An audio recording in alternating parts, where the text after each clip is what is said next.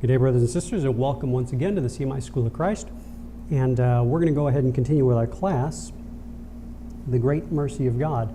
And what I'm going to do today is I just want to look back at a passage that we've actually looked at before, but I actually found some notes. Excuse me. I found some notes that I'd not covered, and so I was just kind of going over them and just kind of doing a little bit of reading. So I'd like to go ahead and just share a little bit from the notes. And we've already covered some of this in a previous class, and it was by mention. I made it by mention without really searching into the terms and the commentators, just to kind of get a feel for what they were saying, but this time we're going to go ahead and look at some commentators on what they said. And the passage that we're going to be looking at is John chapter 8, verses 39 through 40. That's the main passage, the main text for this class. And I'll go ahead and read that. This is out of the King James, verse 39. They answered and said unto him, Abraham is our father. Jesus said unto them, if you were Abraham's children, you would do the works of Abraham. Verse 40, but now you seek to kill me, a man that hath told you the truth, which I have heard of God.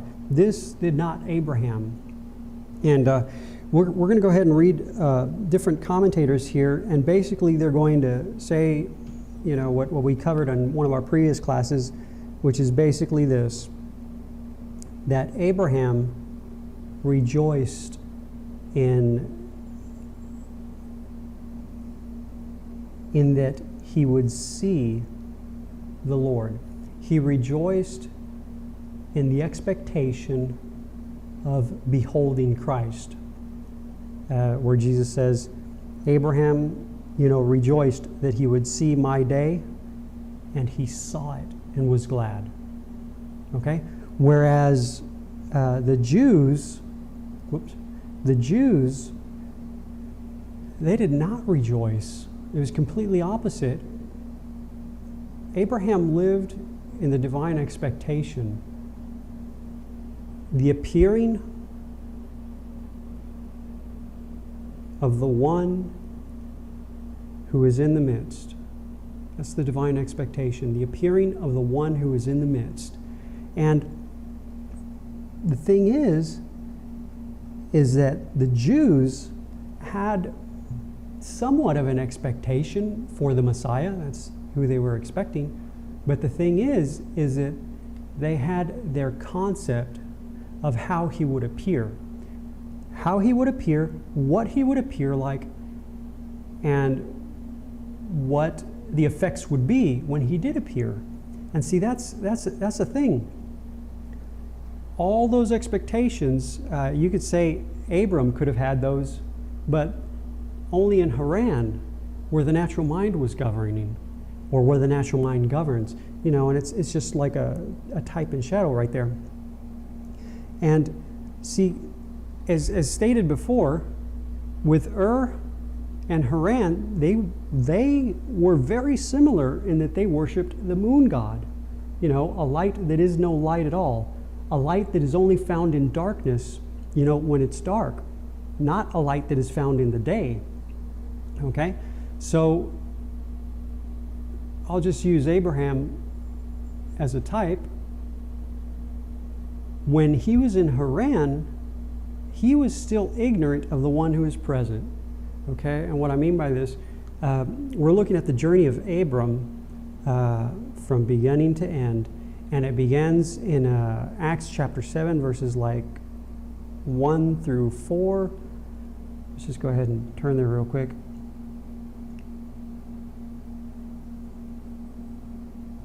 It says, Then said the high priest, Are these things so? And he, Stephen, said, Men, brethren, and fathers, hearken, listen. The God of glory appeared unto our father Abraham when he was in Mesopotamia before he dwelt in Charan.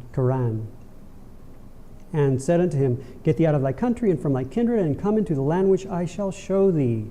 So verses 1 through 3.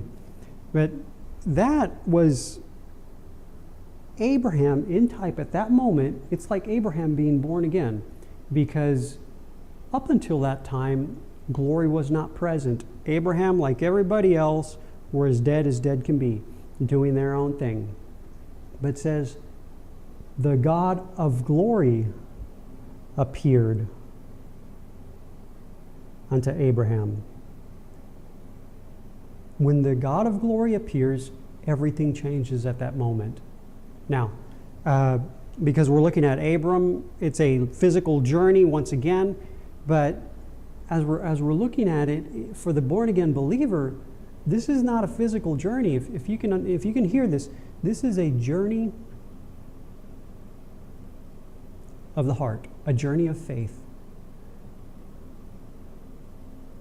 Where Abram moved from literally moved from one location to another after the God of glory appeared, the one who's born again, the Spirit of the Lord, just as he did with Abram physically, must now bring the heart of the one who's born again in understanding, where the Spirit of the Lord has already brought the soul in reality. Therefore, it's just a matter of the heart turning unto the Lord to behold the one who is present in the midst. And we see that. We see that really spelled out, because finally we know when Abram finally comes to the land that God wanted to show him, the Lord is the one whom he sees. The Lord appears in the land. That's it.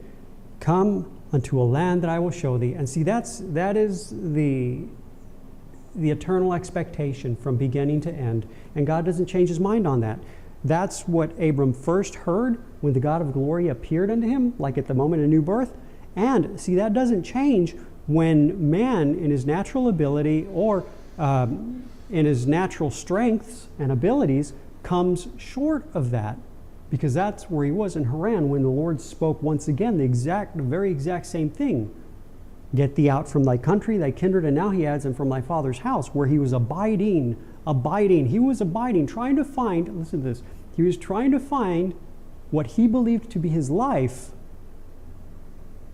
where in reality, his life was not. Abram, at the moment that the God of glory appeared unto Abram, when he was in Ur, everything changed. Up until that time, how shall I say it? Up until that time, Abram, well, in type, once again in type, up until that time, Abram had no life until the God of glory, who is life, appeared. Now, that doesn't mean that Abram's now governed by the reality that's present, who is the God of glory, who's present. Though the eternal change has come the moment the God of glory appeared. And see, that is the eternal change. It comes at the moment of new birth. And the change is basically this. It's not I, but Christ who's present. Not I, but Christ who is the life. Not I, but Christ who is all things. He himself. Okay? But right here in Haran, he was still beholding that which governed before the God of glory appeared. And how shall I say this? Have you heard of the phrase or the passage, the vanity of youth? The vanity, I mean, think about it. I'm not going to look it up, but just think about it. The vanity of youth. And I've considered that, gosh, quite often for the past couple of months, just the vanity of youth. And here's where the vanity of youth is. The vanity of youth is present, well, I can't see as present, governs, that's a better word, I like that word, governs until the one who is truly present in the soul appears, is revealed. Because see, up until that time, you can hear it with this, the Apostle Paul, he said, when I was a child, I spake as a child, thought as a child, I understood as a child. But then he says this, but when I became a man, and you can search this out, it says, the child was put away. Well, the child wasn't put away at that moment. No, in Paul's heart at that moment, the child was put away. The same verse, or excuse me, the same idea, the same thought with this other verse in Galatians where Paul says, God forbid that I glory except, here's my glory, here's my boast, except in the cross of our Lord Jesus Christ. And listen to the order of what he's going to present now. Listen, there's a specific order. It's a godly order. It's ordained of God, all right? By whom the world is crucified unto me. That's reality. And then, and I am crucified unto the world. Now reality is governing his heart. But when does reality govern the heart of one who's born again? It's when the one who is the reality of God appears. All right? Now I've got these, I mentioned this in my Spanish class because I was thinking about this. I've got these like little concentric circles. Well, no, they're not concentric circles. They're increasing circles. They represent the appearing of the Lord. Each time he appears in a greater measure. Well, that's on our end. And that's like us looking or us discovering the Lord, okay? But in reality, which would be real hard to do, I can't even think of how to do this. In reality, I could very truthfully and very correctly take the red chalk and fill this whole land up with pure red. Because that's reality. The God of glory appeared unto our father Abraham. That's reality. The God of glory is present. I love the book of John. Lord willing, I'll read it and mark all these notes in it sometime and go through it just really slowly. But it's the exact same example. The very first miracle Jesus did, I mean, think about this. The very first miracle Jesus did was that he changed the water to wine. And I think Brother Lumen brought it up a little bit, or he touched on it concerning fullness. And Jesus said, yes, fill the water pots basically to overflowing, beyond measure. That's really what it is. Fill them beyond measure.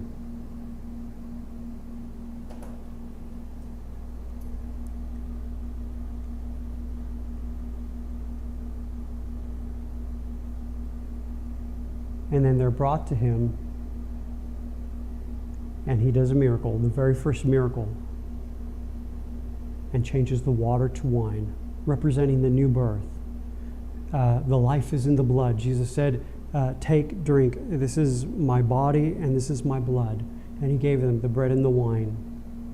That's the first miracle of God, the moment of new birth, where life is present, where life was not present before. That's reality. It is a miracle because chemistry-wise, it's impossible to do within the natural. It is something that is completely impossible. Contrary to nature, you cannot do this. Jesus would say, with man it is impossible, but with God all things are possible. That's why it's a miracle. And that was the very first miracle in the book of John. You can read it. It's beautiful. Now, the second thing that he does, and I love this, because this is a perfect example of reality. But see, though you have like all these things happening in the book of John, all this happens in a moment, in an instant, at the moment of new birth. The very next thing that Jesus does after he changes the water to wine is that he goes into the temple, and you know this, he drives everything out of the temple that is not himself, where he alone is present in the temple. See, that happens the moment of new birth. That's why I was saying it'd be hard to kind of show it But in reality, I could literally take the pink red chalk and fill this whole land up with red. Because that is what happens at the exact moment of new birth. The God of glory appears, who is Christ himself, the glory of God, and he fills the temple, he fills the land, he fills the soul with himself. The vanity of youth is this, and it's not the vanity of youth like, when I was like a physical child. No. Remember? When they came out of Egypt, the Lord said, this is your beginning of months, when the lamb was slain. Right? They had to be obedient. But what caused it? What brought this change? What brought this, the end of one time and the beginning of a completely new time? What brought this? What brought the end of this one age and the beginning of this new age, this new era, this new time? The Lamb appeared. Everything happens when the Lord appears. The Lamb appeared right there. It's a type of Christ. Christ appeared. Okay? This shall be unto you the beginning of months. And so it's from the moment of new birth that we begin just like a child. But why? Because a child is ignorant, and I'm just looking with, and we're going to see this too in going on with this class, with this type of Abram. A child is no different than a slave. He doesn't know the purpose of the house. He doesn't know the business of the house, whereas the father of the house does. And that's why a child is no different than a slave. Because a slave has to be told, okay, do this, do that, do this, do that. The child has to be told, do this, do that. Well, why do I have to do this? There it is.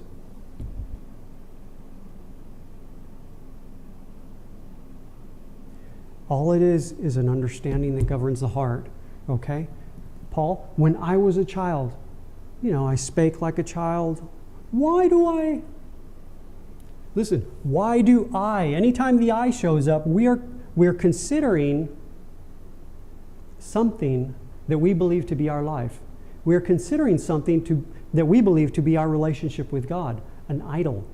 We're idol worshiping God in our image, the God that we've created, versus beholding the one who's present. When I was a child, spake like a child, thought like a child, acted like a child, governed like a child.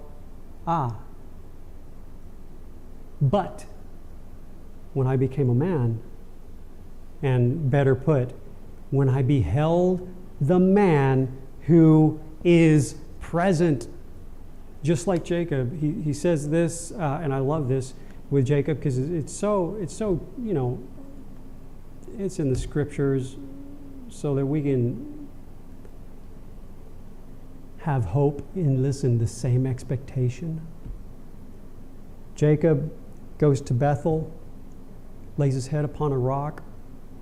He sees the Lord, right? He sees a ladder and the Lord above, risen.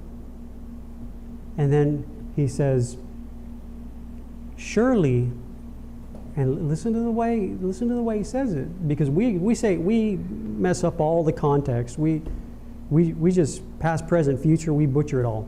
But Jacob says this, surely the Lord is current, present, is in this place. Where was he? He was in Bethel. Surely the Lord is in this place, and I, before that moment, knew it not. But now I know. Therefore, I will call this place Bethel, which is the house of God. Jesus, the second thing he does in the book of John, goes into the temple and he says this, you've made my Father's house a den of thieves and robbers, drives everything out to where only he alone remains. And surely God is in this place, and until he appears, where we behold him who is present, until he is revealed of his Father, up until that point, we know it not. It's like the veil of ignorance. Once again, the vanity of youth. I thought this was my life. I thought this was my life. And see, I said this during my Spanish class, using myself as an example. The moment I was born again, the devil never told me, where was it? No. Here it is. Before I was born again, the devil never told me, hey, look how contrary to Jesus you are. He never told me that. Because I was too busy considering, myself. He didn't have to tell me anything. I was no different. Before I was born again, your father the devil. He was my father before I was born again. But see, everything changed at the moment of new birth. Not, but Christ. And see, in all this time right here, then he would say, the enemy, consider yourself, and I consider myself. Whereas the scripture say, consider Jesus, looking unto Jesus, the author, the finisher of our faith. Looking unto Jesus. Consider Jesus. Consider him. Consider him. I just want to mention this. When I was, and like I said, once again, with these circles getting bigger, it's reality is that he completely fills the land. It is us who are completely ignorant of the one who's present. That's why the Lord mentions it from the very get-go, from the very beginning. The God of glory appears unto our father Abraham. Get thee out and come unto a land that I will show thee. He declares the end, the purpose, the goal from the beginning. And he doesn't change. It's the divine expectation. Once again, when Abram comes short of that goal, that end, that purpose, that divine expectation, God doesn't change. Nothing has changed in the mind of God. Even though reality doesn't govern the heart of Abram. Nothing's changed. Get thee out of thy land, thy kindred, and now he adds this, from thy father's house, because you're dwelling in the wrong place. And this can be taken and say, okay, now I need to dwell over here. Now I need to, now, listen to this. Now I need, no. The Lord declares it. It is from beginning to end. How I brought you. Listen to this verse. I think it's out of Exodus. The Lord speaking to the children of Israel. Do you like that? To the children of Israel. He says this, you saw what I did to the Egyptians, and how that I brought you on eagle's wings unto myself. That's reality, whether the children of Israel are governed by that or not. And we can see their whole wilderness journey, they were not. But the second generation was the generation that went in with Jacob, right? Or excuse me, not Jacob, with Joshua and Caleb. They were governed by that reality.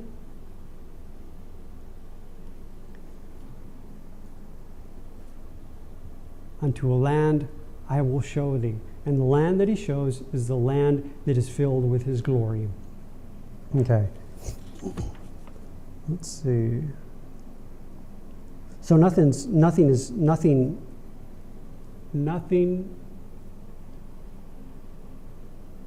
Listen to this. This might upset you.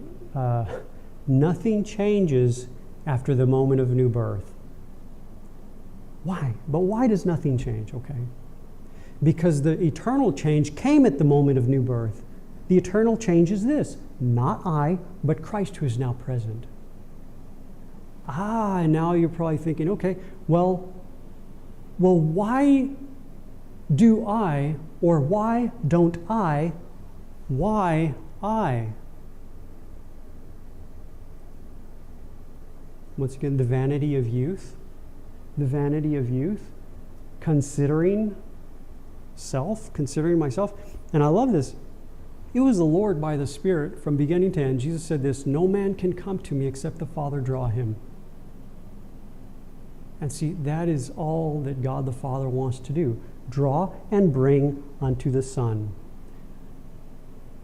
To reveal the one who's present in the midst. But see, he can't reveal the one who's present in the midst if you're not born again. No, you must be born again. Now being born again, once you're born again, now nothing's changed unto a land that I will show thee. But the majority never in their hearts allow the Spirit of the Lord to bring them unto the land that I will show thee. And therefore they camp out and hang out and live an existence in Haran, completely ignorant of the one who's present in the midst.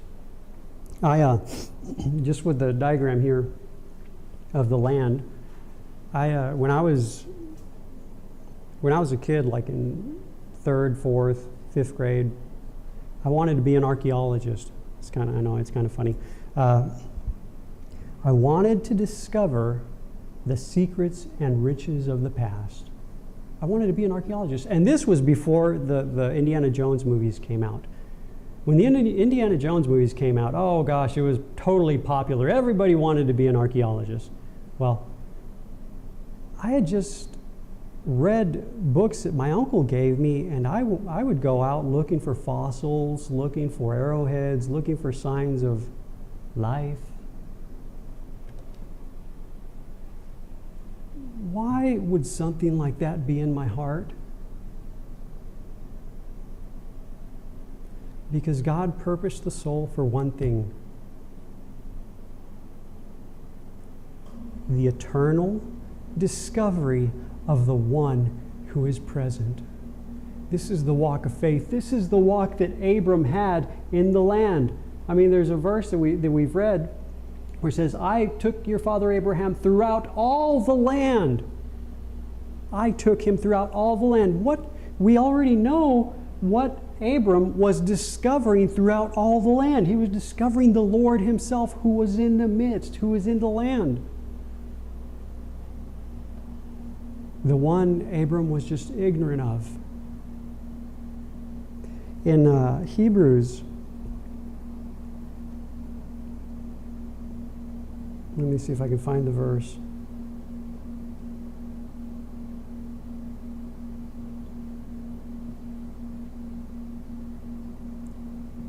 I'll look it up real quick. Went out.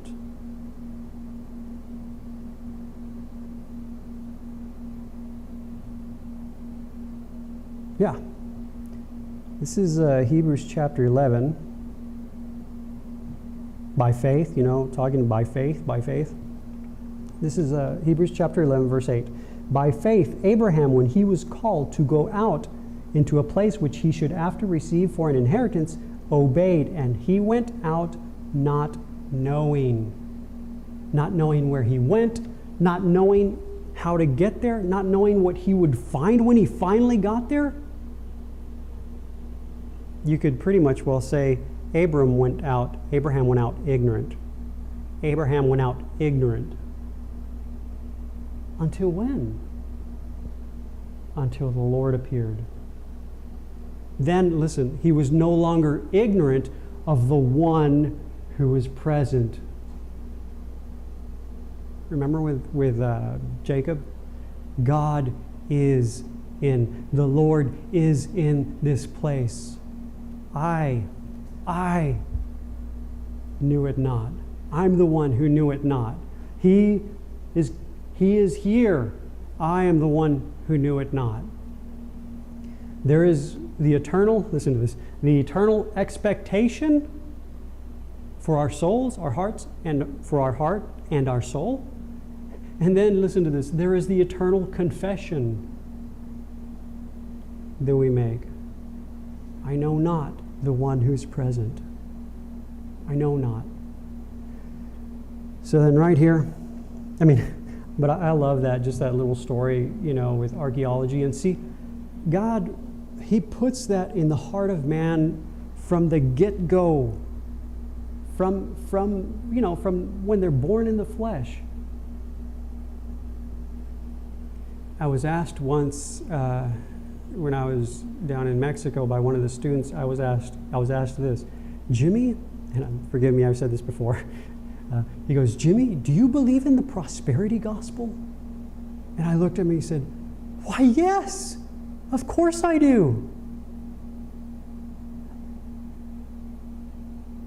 I just have the prosperity of God as being His Son, where others have the prosperity of God being something less.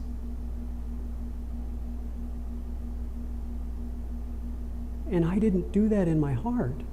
I didn't decide, okay, now from here on, to me, prosperity means Christ. No. When the Lord appeared, listen, when the Lord appeared, at that moment we are governed by the change. You can search this out and you can email me if you can find this. But after Abram comes to the land and the Lord appears in Shechem, the Lord never again has to tell Abram, get thee out from thy land, from thy kindred, from thy father's house. Never again. Never again. Why? Because when the Lord appears the second, now the change begins to govern Abram. He never looks towards again, towards Haran again. Now he does mention it when I think they're trying to find a wife for his son Isaac later on. We haven't gotten there yet in our notes. And he said, I think the servant said, so should I take your son? Listen to what he says. Should I take your son to Haran? He says, no. Leave him here in the land. Leave him here in purpose, that he may continue in purpose. Now, you bring from over here that they may come into the purpose that is already established for them. And if they don't want to come, then fine. But the one who is governed by purpose, no, will not go again to serving no purpose. And when I say that, I mean serving the purpose of God. And what is serving the purpose of God? Beholding the one who is present, the eternal discovery of the one who is in the midst. That's all it is. It is the Spirit of the Lord preparing the heart so much that He can bring the heart, direct the heart, and place all the attention of the heart on the Lord Jesus Christ Himself. And this is a work of the Spirit. This is a work of the Spirit from beginning to end. From beginning to end. I couldn't make myself born again. I can't make myself know the one who is in this place either. In this place, in my soul either. God has to do this. And it is His good pleasure to reveal His Son. That's what it's all about. That's what it's all about. Not this past Monday, but I think it was the Monday before, I had mentioned this phrase during the open forum. But it's so true. How did I say it? Conflict of interest. That's all it is. Here, before one is born again, there is a conflict of interest.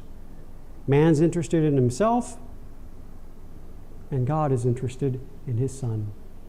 After the soul is born again, there is still a conflict of interest until the Father reveals the Son who's present. Why? There's a conflict of interest because in our hearts there is governing ignorance. And we're interested in what we believe to be, this is the way I say it, in what we believe to be our life is. in what we believe to be our relationship with God is, in what we believe, just like the Jews here, you know? They, as I stated at the beginning of the class, they had their concept of the Messiah. They had an expectation. The sad fact of the matter is that it was their expectation. Unlike their father Abraham that we read in Hebrews. He went out not knowing, not having an expectation whatsoever, not having, listen, a preconceived idea. Abram, the only expectation that Abram had was that, well, God called. I don't know where it is. I don't know how to get there. I don't know what direction it's at. I don't know what I'll find when I get there. And I don't know what'll happen after I do find whatever's there. He had no expectation. The only expectation he had was unto a land that I will show thee. That's all he knows. God's going to show me a land. That's it. That's all I know. But these Jews, in John chapter 8, they had an expectation of the Messiah. They had their expectation of what he's going to be like, how he's going to appear, and what he's going to do for them when he appears. And when the Messiah appears, there is a conflict of interest because it's not according to their expectation, right there. And that's always what it is.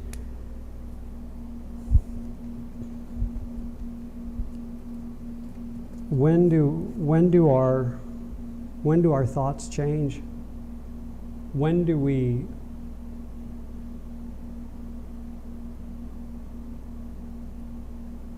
are we finally governed by the reality as God knows reality to be in His Son?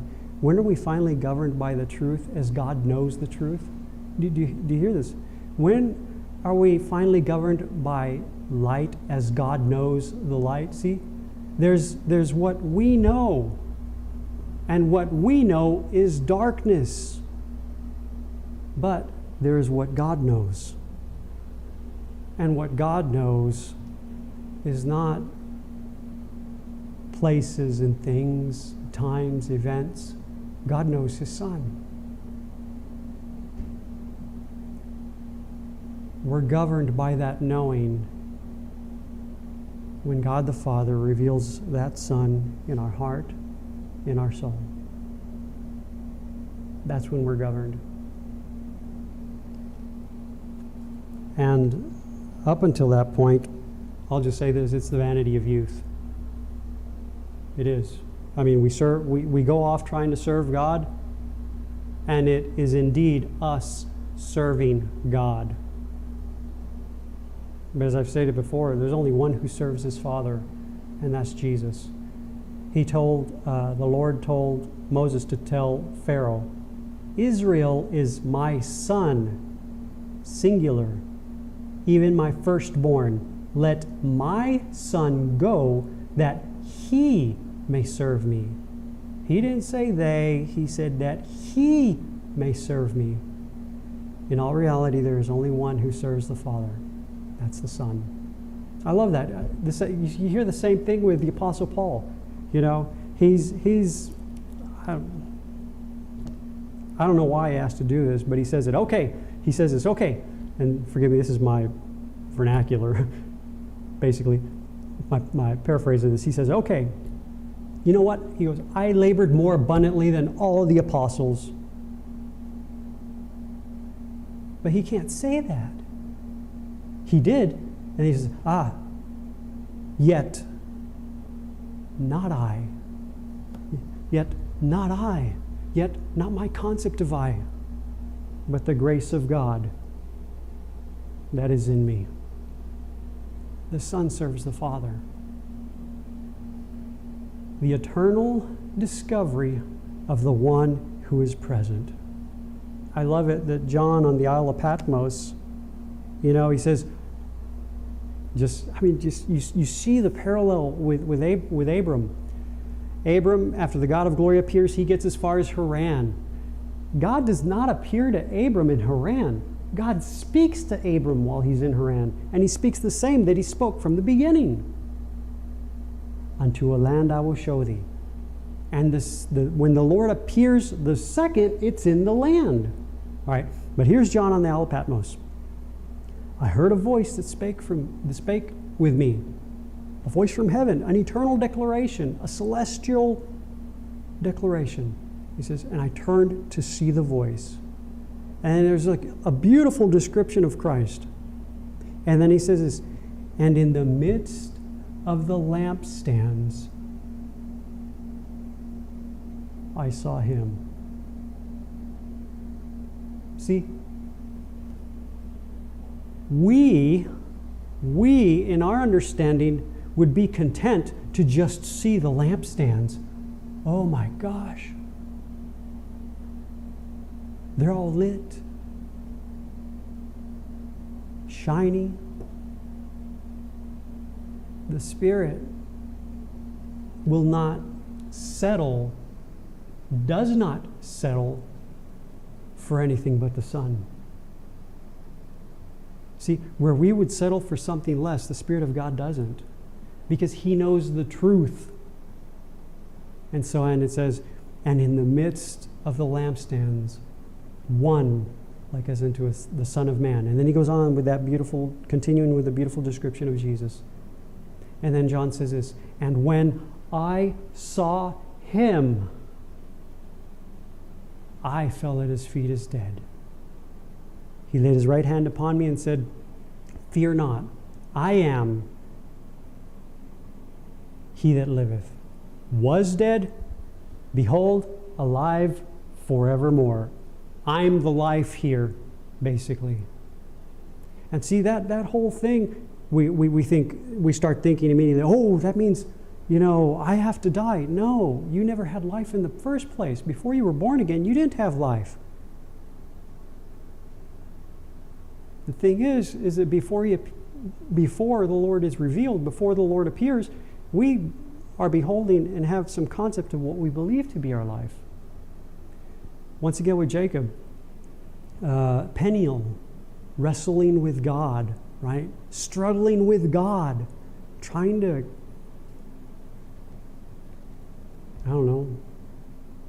trying to get the victory, I don't know. But it says this, and you can check this out, you can search this out, it's all there, in the original. He says this, let me just go ahead and read it, that way I don't misquote it.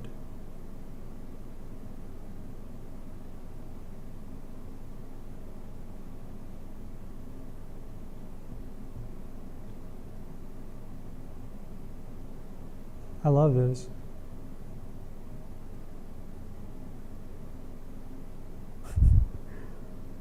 Just the whole passage. I love this. Okay, this is basically when Jacob's coming back to the land. He's coming back to the land. I think at the time he's been in Haran, and I think it's in Haran where he marries Rebecca and not Rebecca, Rachel and Leah. Forgive me about that. I think he's in Haran during that time. Forgive me if I'm wrong. But anyway, this context right here in Genesis 32, starting with verse 24, he's coming back to the land. He's coming, listen to this, he's coming back to purpose. All right? And Jacob was left alone. And see, that's the thing.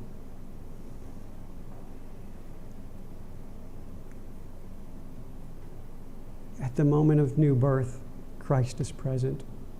The glory of God is present. Life is present. Salvation is present. Righteousness is present. Everything is present in the person of Christ himself, the Son of the living God. Everything. Each one of us who are born again are to behold the one who is present. Remember how I mentioned it, that it wasn't good enough for only Abraham to behold the Lord. No, there were others with Abraham as well. Right? What about Lot? He needed to behold the Lord. What about all those that came with Abraham out of Haran? They needed to behold the Lord. Because the purpose, it wasn't just for Abraham, a select one or a select few. No, the purpose is the entire purpose for which God created the soul, period. So, I love this, the way it reads here in Genesis 32, chapter 32, verse 24. And Jacob was left alone. We face, forgive me, it's no pun intended, we face this alone. We face this individually, with the Lord, one-on-one. Matters with the Lord, one-on-one. And Jacob was left alone, and there wrestled a man with him until the breaking of day. There's this struggling going on, this huge struggling going on, this turmoil outward, inward, everywhere, until the breaking of the day, until the day dawns. The day star arise in the heart, until God the Father reveals the Son who is present. All right. And there wrestled a man with him until the breaking of the day. And when he saw that he prevailed not against him, he touched the hollow of his thigh, and the hollow of Jacob's thigh was out of joint, and he wrestled with him. And he said, Let me go, for the day breaketh. And he said, I will not let thee go, except thou bless me.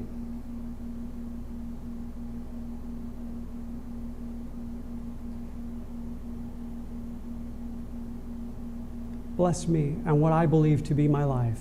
Bless me and what I believe to be my relationship with God. Bless me, right? Completely ignorant of the blessing of God that is present. So, verse 27, and he said unto him, What is thy name? And he said, Jacob. The supplanter. What is the supplanter? The one who tries to take for himself. The one who in his own strength tries to take for himself. That's what it was. And he said, Thy name shall be no more Jacob, but Israel. He was left alone. The Lord appeared. Not I, but Christ now. The name, your name, what's your name? What governs you? What do you believe is to be that which governs you? Your name is no longer Jacob, no longer supplanter, no longer trying to get God to bless you, but now to behold the one who is the blessing of God.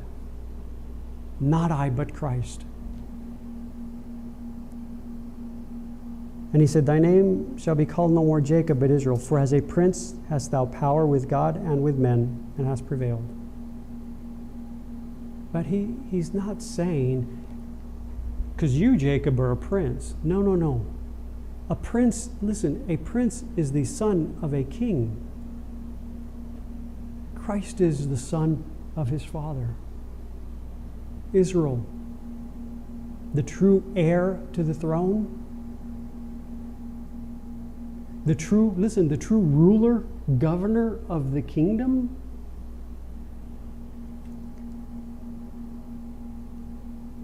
Thy name shall be called no more Jacob, but Israel. Not I, but Christ. And this only happens when the Lord appears. For a prince hast thou power with God and with men, and hast prevailed. And Jacob asked him and said, Tell me, I pray thee, thy name. And he said, Wherefore is it that thou dost ask my name? And he blessed him there. But what was the blessing? Not I, but Christ now governs. Now governs. And do you see, the whole thing, listen, I love this. The whole thing, and you find a beautiful testimony of this with Jacob, is that Jacob was born in the land. He wasn't born outside of the land. Now listen to the way I'm going to say this. Jacob was born into the purpose of God. Jacob was born into purpose. At some point in time, he left purpose unto something less. And God brings him back unto purpose. And see, God cannot bless this man. He doesn't. He cannot. He blesses his son. In this sense, his son is his blessing. His son is the blessing. Couldn't bless Jacob. But he does bless Israel. Not I, but Christ.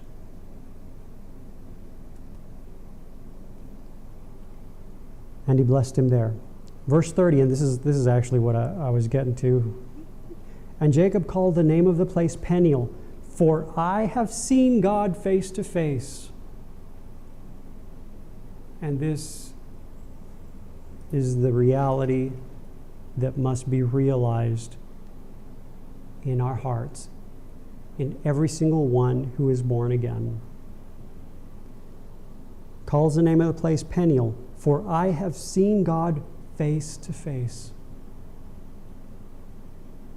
It was no longer just my father Isaac. It was no longer just my grandfather Abraham. But I too have seen God face to face, and my life is preserved. You can look up the term preserved. I'm not going to give you the Strong's number. I guess I can give you the Strong's number. Whoops. I'll give it to you in just a second here. 3230. Come on. Give me just a second.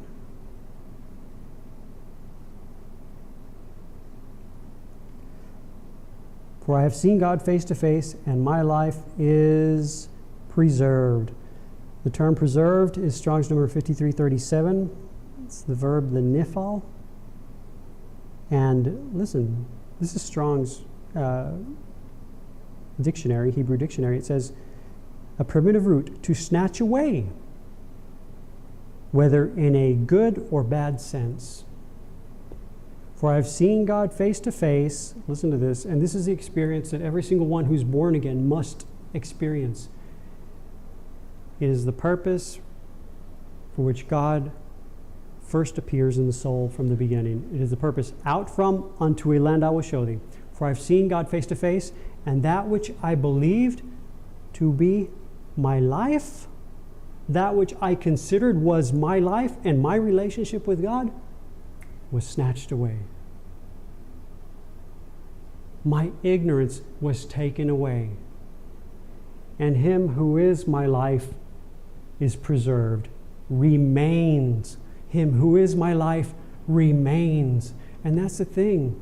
See, it is a matter of knowing the one who is present in the midst.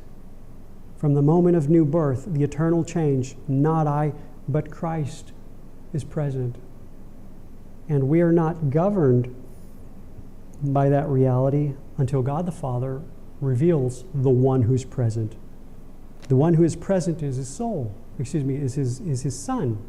And he desires to reveal his Son in the soul, the heart and soul of the one who's born again.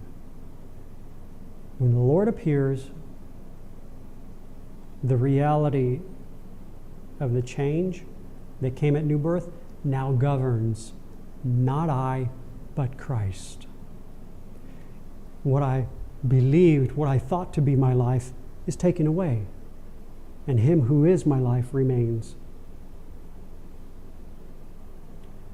My ignorance is snatched away, is taken away when the truth of God appears. And it's not the truth of God that I read out of the scriptures. The truth of God is Jesus Christ himself, when God the Father reveals him in the heart. Then the truth is known. Jesus said, I am the way, the truth, and the life. He also said this, no man knoweth the Son but the Father, and no man knoweth the Father except the Son, and he to whom he will reveal him. It is the eternal discovery of the one who's present.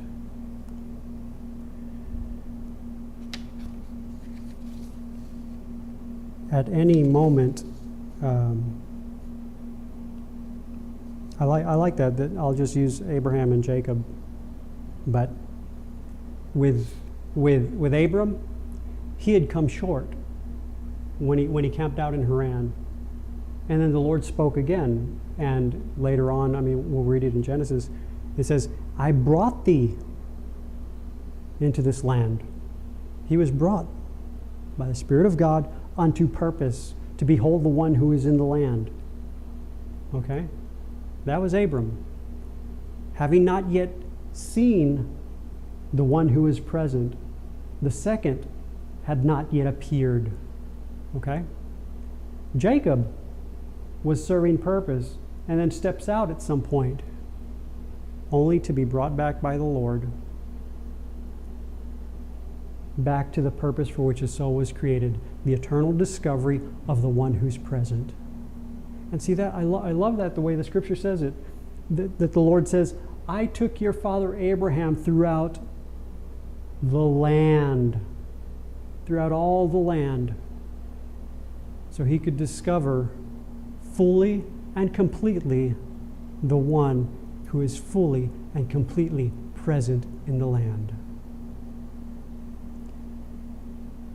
The eternal expectation for the soul and the eternal confession of the heart, I know not.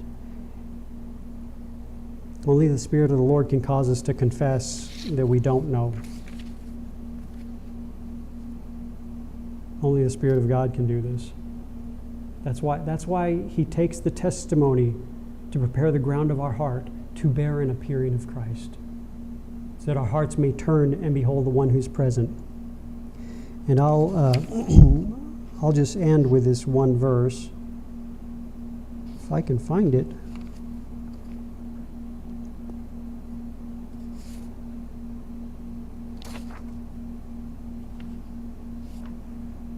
I'm not going to find it. It's in our notes from last week. It's the passage out of Isaiah, and I love this. This is I love this. God, listen to this. This may offend you. This may upset you. God doesn't have to do anything. Christ, His Son, has done it all, fully, completely. Hey, He sat down at the right hand of the Majesty, and God was okay with that. Well, not more than just that. God was satisfied and is satisfied eternally with His Son. There's nothing more to be done except to know Him who is present. All right, this is Isaiah chapter 46, verses 3 through 13. I'm just going to read a couple of verses. I'm not going to read all of them. I know I'm already pretty much running out of time, but I'd like to just close with this passage. Forgive me, I'm circling my English verses because I already have my Spanish verses circled. All right. Isaiah chapter 46, verse 3. Here's verse 3. Hearken unto me, O house of Jacob, and all the remnant of the house of Israel, which are born by me from the belly, which are carried by me from the belly, from the womb, from the very beginning. Born by me, carried by me. I love that. Which are carried from the womb. And even to your old age, I am He. And to your gray hairs, I will carry you. Beginning to end, who's doing this? The Lord. I have made, and I will bear. Even I will carry, and will deliver. The word deliver is Strong's number 4422. It's basically save. Save. And then verse 9. Remember the former things of old, for I am God, and there is none else. I am God, and there is none like me, declaring the end from the beginning, and from ancient times the things that are not yet done, saying, my counsel shall stand, and I will do my pleasure. Declaring the end from the beginning, and not only that, showing himself to be the one who brings from the beginning unto the end, who carries the entirety of the time,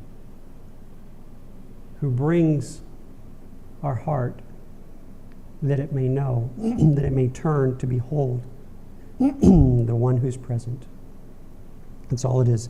Excuse me. The eternal discovery of the one who's present. So I'll go ahead and end this class with that. I think my throat's starting to give out here. But this is, it's more than a class, as I've stated several times. I mean, this is what I must experience. This is what every single born-again believer, this is what we must experience. And we must experience on a one-on-one basis with the Lord. In this sense, it has to be face-to-face. I will never experience this looking into the face of some other man. I will never experience this looking into the face of some other man, whether it be myself or whoever. I'll experience the reality of God. I'll experience the eternal change that took place in my soul when I behold the face of the one who's present. And only God can do this, and it is only a work of the Spirit. So let's just yield to the work of the Spirit in our hearts to prepare the ground of our heart to bear such an appearing of Christ. Amen? Amen. Okay. With this we'll end, and we'll see you in our next class. Amen.